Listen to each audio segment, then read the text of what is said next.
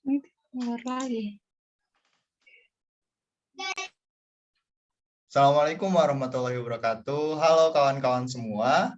Kami dari kelompok 7 akan menjelaskan tentang narasi yang ada di buku Introducing Discourse Analysis from Grammar to Society. Nah, kawan-kawan, hari ini kita akan menjelaskan apa sih narasi itu, mulai dari hal yang terkecil sampai hal yang terbesar tentang narasi ini akan kita jelaskan sesuai apa yang ada di buku ini. Nah, sebelumnya saya akan memperkenalkan terlebih dahulu kawan-kawan yang akan menjelaskan tentang narasi ini. Siapa aja sih? Nah, video narasi ini kita buat untuk memenuhi tugas dari mata kuliah studi wacana. Dosen pengampunya ada Pak Jatmika Nur Hadi dan ada Profesor Dr. Dadang MSI. Untuk orang-orang yang akan mengisi pada video kali ini tentang narasi, itu ada Dina Syafira. Halo Dina. Halo Kak Taki. Oke. Terus ada Dina Hasyadwifa. Halo Dina. Halo. Oke. Terus ada Rahmah Nur Ifah. Halo Rahmah. Halo. Oke. Dan yang terakhir ada saya sendiri, Rifki Janal Mutakin. Kami dari kelompok 7 dari kelas Nondik 3B, Program Studi Bahasa dan Sastra Indonesia, Fakultas Pendidikan Bahasa dan Sastra, Universitas Pendidikan Indonesia. Oke kawan-kawan, langsung saja kita mulai ke pembahasan yang pertama, atau pembahasan yang akan kita sampaikan pada hari ini. Ada beberapa bahasan nih kawan-kawan. Di antaranya ada pentingnya narasi, ada koneksi dan motif, terus ada perspektif Sandra, dan yang terakhir ada narasi Sandra. Nah kawan-kawan, kita langsung saja nih ke pembahasan yang pertama, tentang pentingnya narasi. Saya mulai saja ya. Boleh lanjut? Oke. Pentingnya narasi. Kawan-kawan harus mengetahui terlebih dahulu apa sih itu narasi. Nah, saya akan jelaskan nih. Narasi biasanya dalam bentuk cerita, adalah bentuk primordial dari akal sehat. Itu telah bersama manusia sejak awal. Setiap budaya menggunakan narasi untuk berbagi pengalaman, ikatan bersama, dan untuk menceritakan kehidupan, peristiwa, dan identitas. Kita manusia perlu melihat makna dalam apa yang terjadi, dan cara utama kita melakukannya adalah dengan membangun sebuah cerita yang masuk akal tentang apa yang telah terjadi dan yang memungkinkan kita untuk merasa memegang kendali, memiliki harapan, dan tidak dibiarkan dalam kegelapan, kekacauan, dan kebetulan. Selanjutnya,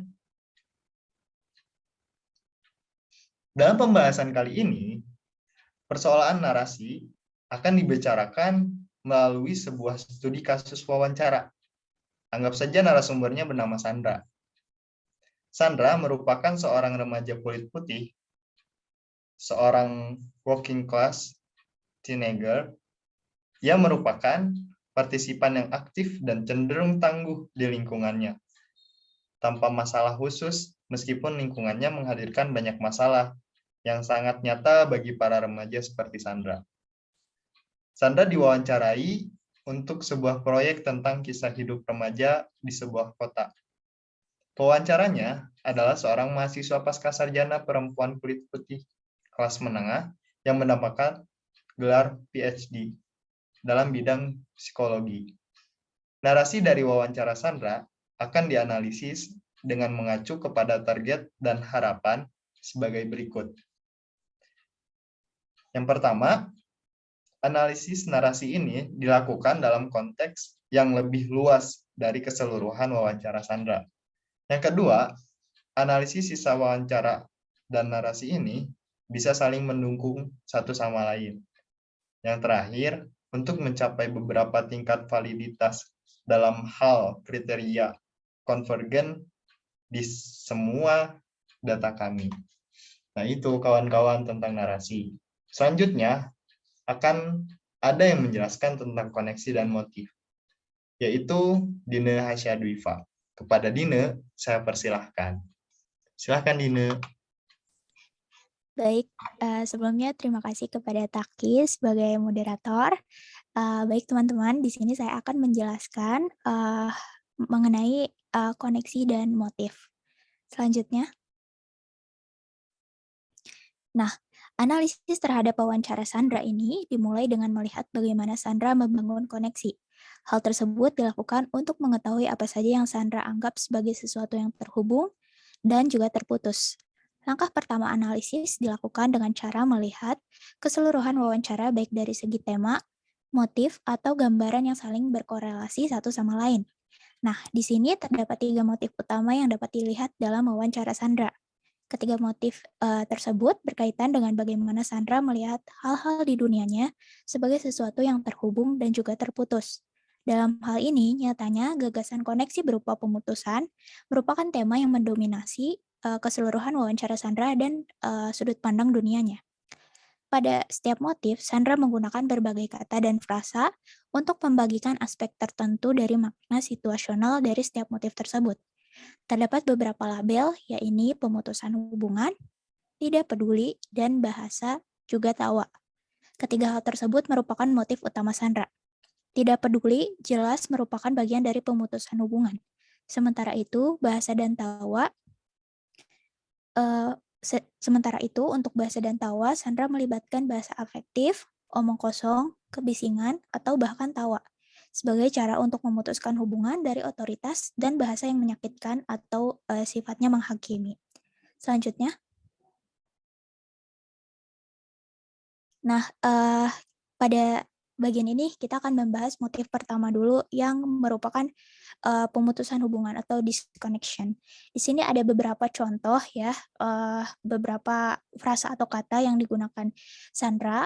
Contohnya ini yang pertama, pacar Sandra disalahkan untuk hal-hal tertentu, tetapi di sini dikatakan seperti tidak ada yang terjadi, dia tidak dihukum. Lalu juga ada contoh Sandra menyuruh ayahnya untuk mendorongnya, tetapi Sandra mengatakan saya tidak dihukum, tidak ada gunanya karena mereka akan bercerai. Lalu berikutnya juga contohnya ada sahabat Sandra yang dihukum oleh ayahnya, dan di sini dikatakan dengan cuma-cuma. Lalu juga ada teman-teman Sandra yang menertawakannya di sebuah pesta, tetapi dia tidak mengerti apa yang lucu, dan dia bilang tidak mengerti sama sekali. Selanjutnya. Nah, di sini motif kedua ini ada tidak peduli. Yang pertama bisa dilihat, contohnya itu pacar Sandra mengumpat dan merokok, dan dikatakan ibunya tidak peduli. Lalu yang kedua juga ada dia merokok ganja dan dikatakan juga tidak ada yang peduli. Lalu yang ketiga, Sandra dan teman-temannya menyalahkan pacarnya untuk segala hal, tapi dikatakan juga dia tidak peduli.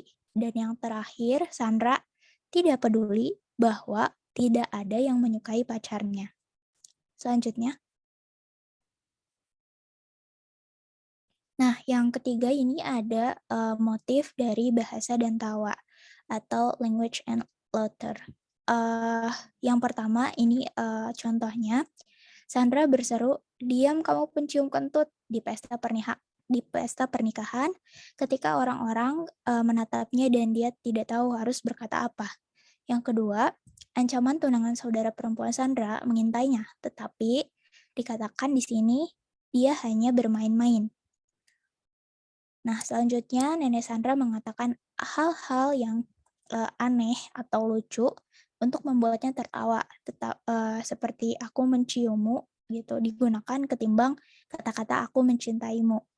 Lalu selanjutnya yang terakhir kakak perempuan tertua Sandra mengatakan sesuatu yang baik lalu merusaknya. Selanjutnya. Nah, dari contoh-contoh tersebut, kita dapat mengetahui bahwa motif-motif tersebut secara integral berkaitan dengan cara Sandra membangun koneksi dan memutuskan koneksi di dunia yang Sandra lihat dan digambarkannya dalam sesi wawancara. Sandra ini melihat kata-kata yang diucapkannya hanya karena itu sifatnya benar atau ada fakta yang didukung oleh beberapa figur otoritas, misalnya saudara perempuannya, ibunya, ayahnya, atau lebih jauh itu ada gurunya. Nah, sesuatu yang dianggap bodoh itu dianggap juga sebagai cara untuk merusak sesuatu. Nah, Sandra ini dalam merayakan fungsi sosial, ikatan, dan afektif bahasa, menurut Sandra, bahasa yang konyol atau lucu itu terasa benar dan dimaksudkan untuk membuat seseorang merasa baik. Nah, menurut Sandra, itu adalah satu-satunya bahasa yang benar-benar manjur digunakannya dalam merayakan fungsi sosial. Nah, Sandra ini juga dari wawancaranya terlihat bahwa ia hanya ingin berhubungan dengan mereka yang mengatakan kepada Sandra bahwa ini merupakan jawaban yang ingin saya dengar. Ini kedengarannya benar bagi saya gitu. Jadi dia menginginkan hubungan dengan orang dewasa hanya jika mereka tidak mengatakan apa-apa. Maksudnya di sini tidak terlibat dalam bahasa yang menghakimi atau memberitahu dia. Jadi Sandra ini memang tidak suka berhubungan dengan orang-orang yang lebih jauh di atasnya, yang terkesan kalau berkata-kata itu menghakimi dia gitu. Atau berbicara konyol tetapi berbicara manis juga kepadanya. Dari analisis keseluruhan wawancara Sandra, akhirnya ditariklah hipotesis bahwa Sandra ini memiliki perspektif yang kurang lebih seperti ini. Bahasa yang objektif dan dapat memberi fakta, bahasa yang menghakimi adalah pelestarian figur otoritas. Orang-orang yang sering tidak peduli dan tidak dapat dipercaya. Berlawanan dengan bahasa yang seperti itu, bahasa yang digunakan terutama untuk ikatan sosial, dan berbicara tentang kebutuhan emosional dan tidak digunakan terutama untuk memberikan fakta atau membuat penilaian adalah bentuk perlindungan terhadap teman dan orang yang peduli serta dapat dipercaya. Terima kasih. Untuk selanjutnya akan saya kembalikan dulu ke moderator.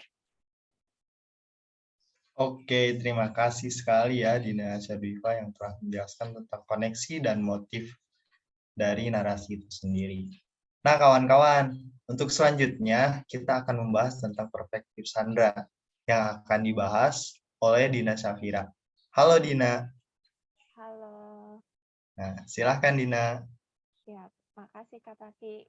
Makasih moderator untuk mempersilahkan saya menjelaskan mengenai perspektif Sandra dalam interviewnya dengan psikolog tadi. Nah, dari interview tersebut terdapat ringkasan akhir yang menjelaskan perspektif yang dimiliki Sandra. Menanggapi pertanyaan pewawancara, is there someone who you feel really doesn't understand you? Atau apakah ada seseorang yang kamu rasa benar-benar tidak mengerti kamu?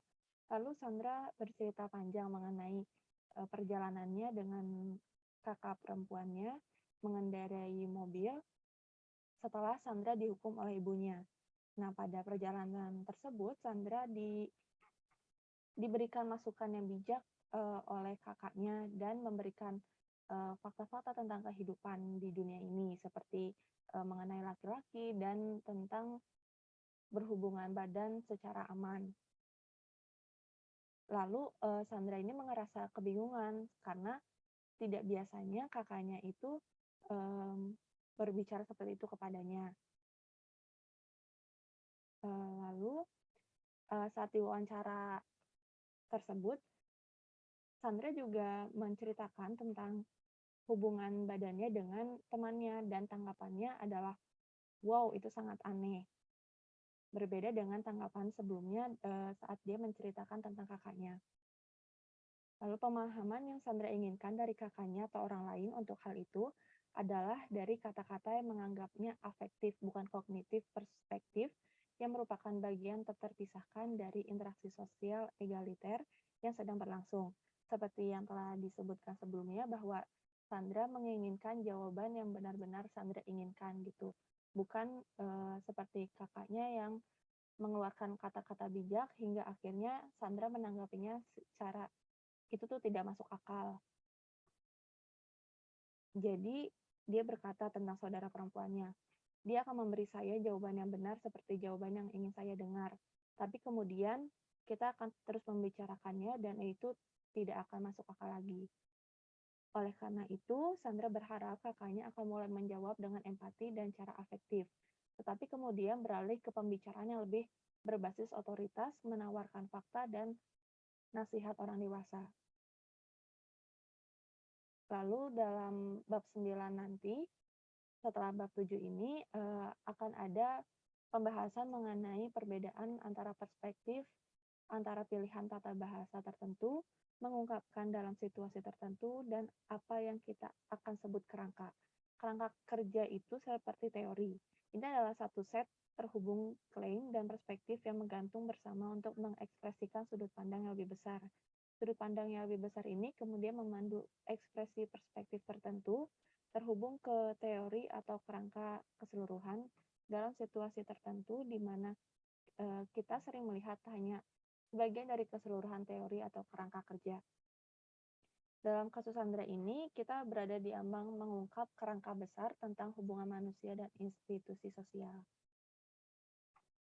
Baik, segitu penjelasan dari Sandra, perspektif Sandra yang bisa saya sampaikan. Saya kembalikan kepada moderator. Oke, terima kasih Kak Dina yang telah menjelaskan tentang perspektif Sandra. Nah, kawan-kawan, selanjutnya ada yang akan menjelaskan tentang narasi Sandra, yaitu dari kami, Rahmah Nurifah. Kepada Rahmah Nurifah, saya persilahkan untuk menjelaskan tentang narasi Sandra. Baik, terima kasih kepada Taki selaku moderator yang telah memberikan saya kesempatan untuk memaparkan mengenai narasi Sandra ini.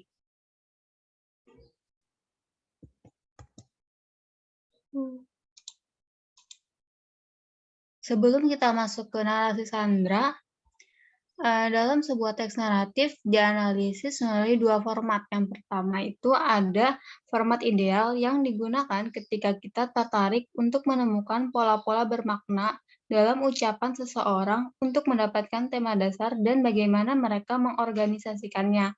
Dan yang kedua yaitu format aktual yang digunakan ketika kita ingin melihat perencanaan bekerja, di mana terdapat batas bait dan bagaimana pembicara memandang informasinya pada tingkat mikro.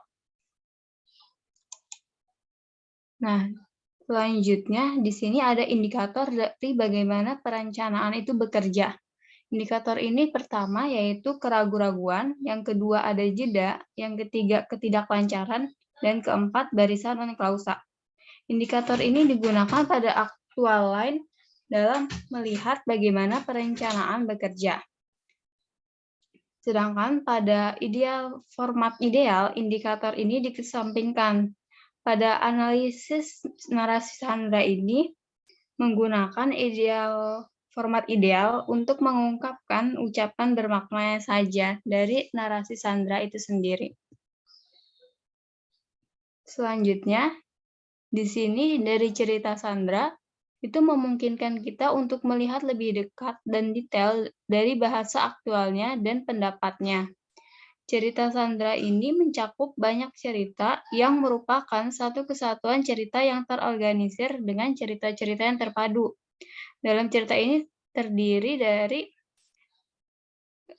dua substory, di mana satu substory pertama mencakup dua substory. Selanjutnya, dari penganalisaan narasi Sandra ini ditemukan beberapa hal. Yang pertama, Sandra ini mengorganisasikan ucapan lisannya dalam istilah the principle of the echo atau prinsip gema, yang artinya bagian-bagian dalam ceritanya ini bergema atau bagian cerita sebelumnya mencerminkan bagian cerita selanjutnya. Selanjutnya, struktur dari bahasa lisan Sandra ini diuraikan, tetapi beberapa fitur gema lebih menonjol. Dan kemudian seluruh cerita lisan Sandra diapit oleh bingkai pengulangan.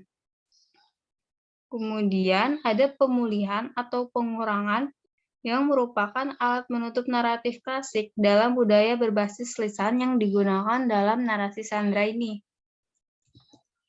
Nah, selanjutnya, narasi Sandra ini merangkum banyak tema dan motif yang telah diuraikan sebelumnya. Dapat disimpulkan bahwa dalam narasi Sandra ini yang pertama ada pemutusan hubungan, yang kedua ada penolakan dari bahasa otoritatif yang berhasil, dan ketiga itu ada dunia tawa, kebisingan, serta interaksi tindakan fisik dan sosial. Hal itu adalah yang tercakup dalam narasi Sandra. Sekian pemaparan dari saya kembalikan kepada moderator.